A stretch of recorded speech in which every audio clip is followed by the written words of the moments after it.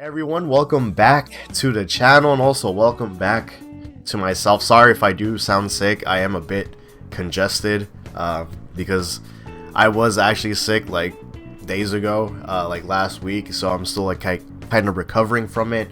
But I had to like push out this video because I simply just want to talk about the new Witcher 3 next gen upgrade, update, whatever you call it, because it's just simply the best thing The Witcher and CDPR has provided for us fans. And if you actually haven't get into the game just yet, this is honestly the best time to really hop in and actually try out The Witcher, because The Witcher's a really good looking game. There's actually big changes in terms of its looks in this whole next gen upgrade.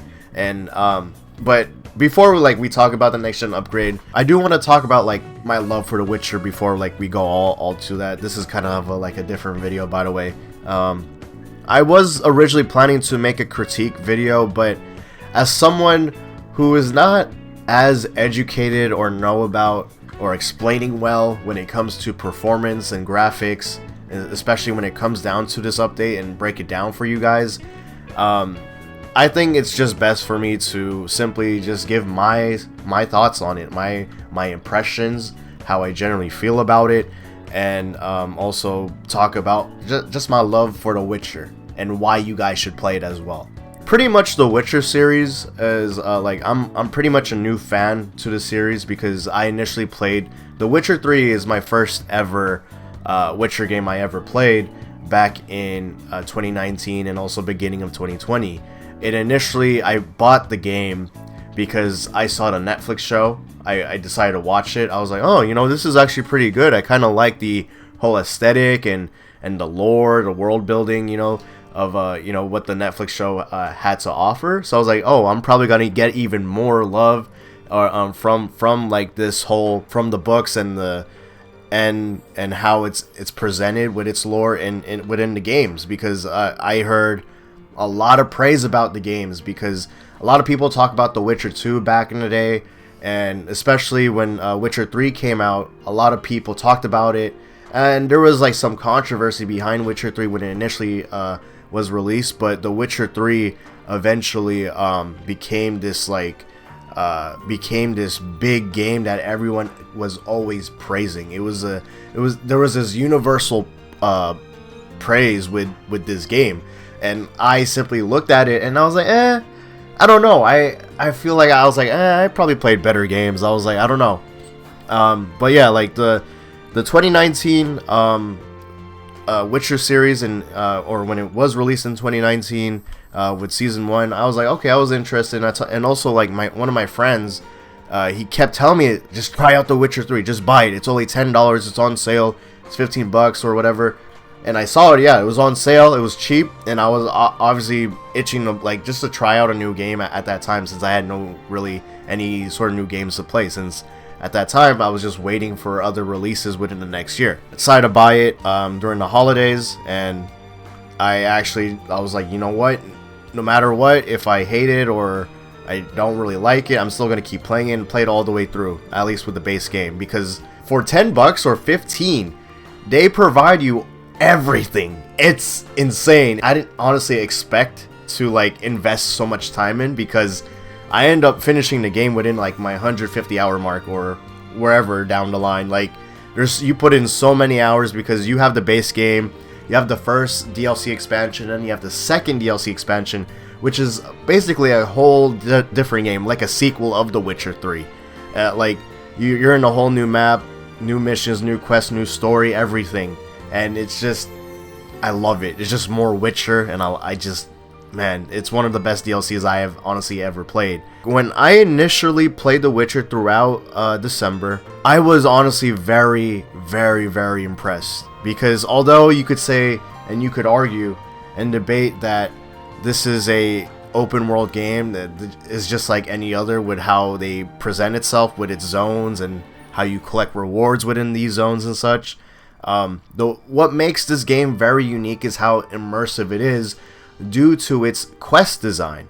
And when you have good writers of this game, And when you have a good narrative, good story, good presentation, and then you have a good quest design, it just brings out much more immersion, because you really do feel like you're part of this world. You're part of this, you feel like you're literally part of the narrative, the story, because of also there's like, you make all these decisions in this game, and depending what decision you make, you really be put in your own scenario. Like, the developers actually took time to account for different variables or different scenarios that the players will go to in each part of the game. And the game is just so heavily detailed. It's truly like a rare game to have, because you don't have a AAA game that is detailed from all the way through. Like, every single thing of the game is detailed. Like, there's plenty of YouTube videos out there, Witcher content creators, that cover the Witcher of every single thing that you could possibly see, and a lot of people are yet still discovering so many things throughout this game. It's absolutely insane.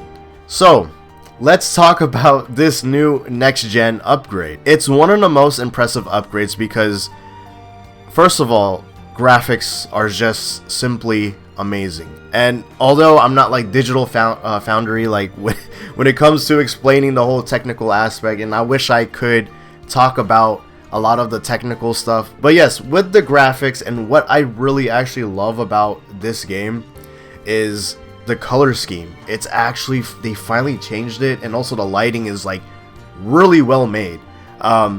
So let's talk about the color scheme, because in the initial or in the base, or in vanilla Witcher 3, when I initially played it, I wasn't really fond of the color scheme in the first half of the game, because the first half you pretty much spend your time around Velen, which is like a region of the map, and it's pretty much like you're in the swampy areas of the map, or like you're really in the messed up parts of the lands within that game. Everything was just so dull, and obviously the story of The Witcher is very depressing, as someone who as a first timer who was coming through to this game and had no clue like what to expect, I was like, dude, I wasn't really fond of like at least the visuals. Like, to me, visuals are very important, especially when it comes to games, and when you make stuff like dull or like looking very depressed or whatever, I understand like the whole tone of making things like look depressing. I understand that, especially as part of a world building, and also as an art style to present what you need to show. When it starts to interfere in your gameplay, and when it starts to like where you can't even see really a lot, it just becomes tiring to see over and over again. So my initial impressions, like my first 10 hours of the game of The Witcher, is that like I wasn't obviously really fun with the combat as well. I still think to this day the combat is not the greatest, but it does get the job done. But it's also the fact like the visibility of the game just wasn't as appealing to me. So with this next gen upgrade, with all the whole new enhanced lighting and whole new retextured of the whole entire game, the game actually looks very vibrant. I love it a lot. It looks so well done. It looks very crisp. I was able to play it on my PS5. By the way, the footage you're seeing is just, again, I'm not trying to show any sort of spoilers, especially if you guys are interested in playing. I'm sorry I'm bringing that up now, but yeah, like it's such a good looking game. I played on my PS5. I'm not sure what resolution it exactly played it on, but it looked really nice on my monitor, and I think it was either running like 4K 60 or at least like a dynamic resolution of a 1440p 60. Somewhere along those lines, and it looked so well done. And especially when you turn that baby up to like ray tracing mode, the game just looks even completely different compared to the performance mode of the game. Even though ray tracing unfortunately doesn't really run 60 frames, the game does literally look different, and I wish I could play this game on ray tracing, but the 30 frames is just killing me. I don't know how I was able to play the whole Witcher games. I mean, at least The Witcher 3 on 30 frames on my PS4 back then. I had no idea how I did it. But yeah, like I spent like 150 hours on that game, and yeah, like it's like I don't know. So playing it on 60 and seeing it in much better crisp quality, it's such a whole different experience. And then they also added new features of the game. There's much more accessibility within the options, and also like with the camera stuff. And they added like this whole third person over the shoulder view, just like how you would see like in God of War or like in Resident Evil, something like that. And it really even makes the game much more of a different experience, because before in the vanilla Witcher, I mean, you're still able to change it back to the old camera. It brings out a different experience due to how you're just able to see things much closer, and you really see the details of a lot of the environments or the characters, and you really feel that you're really intact with the world. Initially, I didn't like it when I first played it. I switched back to the default camera, but I felt like the default camera with this new whole next gen update, I felt like I was just playing the vanilla Witcher all over again. So I just wanted to have a whole different experience, and eventually the over the shoulder camera kind of grew on me, and I was like, oh, this isn't bad. And they did the same thing when you're riding on the horse as well. And as much as it looks good, especially, you know, cinematically, man, for gameplay stuff, it's just super distracting, and you just can't see where you're riding at. And I think since we're in a day and age of a lot of game developers focusing on accessibility, I still don't know why we're stuck on having fixed FOVs from the developers, when they could just, you know, I wish there was an option to provide us an FOV for the players. Just give us a FOV slider, we're good. I would love to actually like zoom out third person over the shoulder camera a bit more, because I feel like it's still a bit close. I don't like when characters are kind of like taking half of your screen, you know, and that's sort of the problem with what I have in like modern AAA gaming. That was the main problem for me in God of War Ragnarok. Like, I kind of want to see like where I'm getting hit from and what direction I should go to, like just in case, so I could roll to a safer side. Because sometimes, you know, like you just roll into like random objects on the floor that you don't see, and then you get stuck, and then you get punished, you get killed or whatever.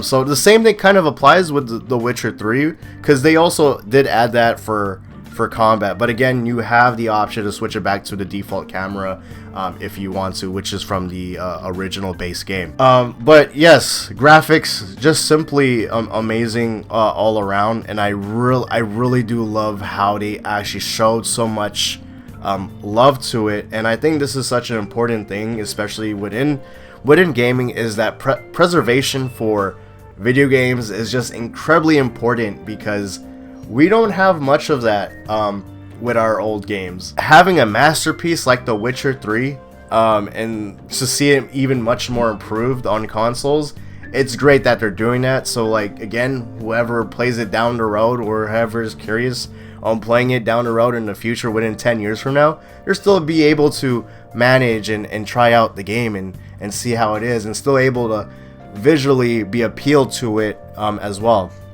Now, I don't know every single change that they made with this game in terms of its gameplay or like its content, because they definitely did add newer content to the game. And I think that's what's really cool about The Witcher 3, because you don't have a lot of games, that single player games to be exact, that are constantly being updated. Like, The Witcher came out in, I think, around 2015, 2016, and it's still being updated to this day, even with more new quests to experience. So I think it's just absolutely insane to just have a wonderful game just being updated, being preserved, and being cared for so much. I was worried about this update. You know, CDPR has been kind of they have been iffy in their workplace ever since the release of Cyberpunk. A lot of people are leaving the company, going in and out of the company. So it was a bit nerve-wracking to hear that, oh, now they're planning to all of a sudden have the Witcher next gen update, and I'm like, oh god, hopefully it doesn't ruin, you know, the whole entire game somehow, some way. But yeah, so far so good. I'm just completing my first playthrough again on the PS5, so I'm gonna go through the whole game. I'll probably be streaming it as well, like the whole playthrough. So follow me on Twitch, by the way. So far the game has been absolutely like just gorgeous, and it's just like a comfort game, you know. It's those type of games where you just simply sit down and play and enjoy the beauty of this high fantasy game. What I truly love about this whole new update is that even though I spent 150 hours on the game and beating everything, you know, involving The Witcher 3 back then on my PS4, I'm just very happy I'm able to experience this whole thing again on 60 frames, on way better graphics, and just appreciate everything all over again, and also experience other new stuff within this update, along with trying out like variable different scenarios of the story, just to see for the hell of it. This is gonna be a fun time. It's also one of the best times to play The Witcher, so if you're trying to look out and play a game for the holidays, like, you know, throughout your winter break or whenever you have the downtime, The Witcher 3 is honestly the game. Normally, when I don't know how much it is now, especially with this whole new next gen update, but like, again, it's worth the money regardless on how much you pay. Like, even if you pay the full retail price or you pay 20, absolutely worth it. Again, it comes with everything because it's the complete edition. That's what they usually sell. Yeah, like, you're just gonna be spending a lot of time just playing, getting invested into the story. There's a lot of things to discover. There's a lot of details in the game. There's a lot of immersive narrative that you could be a part of. It's a great game overall. But comment down below how you guys feel about this, because I'm definitely just want to dive in and just play even more of The Witcher. And it's nice to have it in all platforms. And it's nice that the consoles now finally have a much better performance, because before, if you wanted to play The Witcher 3 and have 60 frames at least, the only way was to play it on PC. So, because console just didn't have that performance or graphics at that time. But now we're kind of like evening the odds now, and everyone is able to enjoy it on like on PC and Xbox and PlayStation. This is just a great time to play The Witcher, so buy it. You won't regret it.